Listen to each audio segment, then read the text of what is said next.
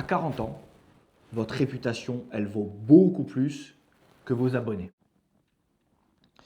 En fait, dans cette vidéo, je t'explique pourquoi ta réputation vaut souvent plus que le nombre d'abonnés. C'est la question que je me pose tout le temps.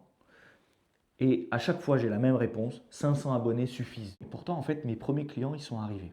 J'avais pas d'audience, mais j'ai quand même signé des premiers clients. Certains étaient d'anciens amis ou de simples connaissances. Il est finalement devenu mon client. Ces personnes n'achetaient pas seulement ma nouvelle offre. Ces personnes achetaient le souvenir qu'elles avaient gardé de moi. Les réseaux sociaux nous font confondre en fait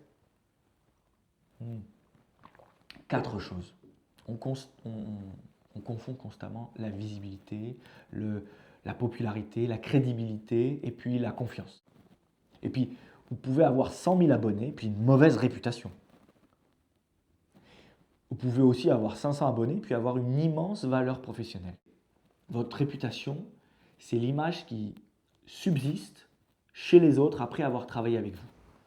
Et votre réputation, elle se construit lorsque vos paroles correspondent à vos actes. Lorsque vous tenez vos engagements. Lorsque la personne rencontrée, elle ressemble à celle qui publie sur Internet. Si vous êtes authentique en fait. Pour moi, la réputation, elle repose sur différents piliers, sur l'authenticité, sur la cohérence, sur la transparence. La visibilité, en fait, elle ne simplifie pas votre réputation, elle l'amplifie. C'est comme un mégaphone. Le mégaphone, il ne rend pas votre message meilleur, il le rend plus fort. C'est pour ça que courir après les abonnés avant de construire une activité solide, ça peut être très dangereux. Et puis vous mesurez votre progression avec un chiffre visible.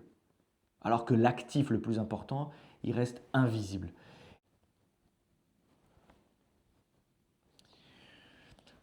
Il y a beaucoup de personnes qui refusent de contacter leur ancien réseau parce qu'elles ont peur de paraître intéressées. Et puis, vous savez faire beaucoup plus simple. Vous pouvez faire beaucoup plus simple. Prenez votre téléphone et vous envoyez un message honnête, en mail ou en texto. Salut, je lance une nouvelle activité, on a travaillé ensemble et on s'est déjà rencontrés il y a quelques années. Maintenant, j'aide désormais telle personne à résoudre tel problème. Si quelqu'un de ton entourage pourrait être intéressé, tu peux lui transmettre mes coordonnées. Désolé, ce n'est pas un spam, je l'envoie à tout mon réseau. Voilà. Pas de fausse conversation, pas de manipulation.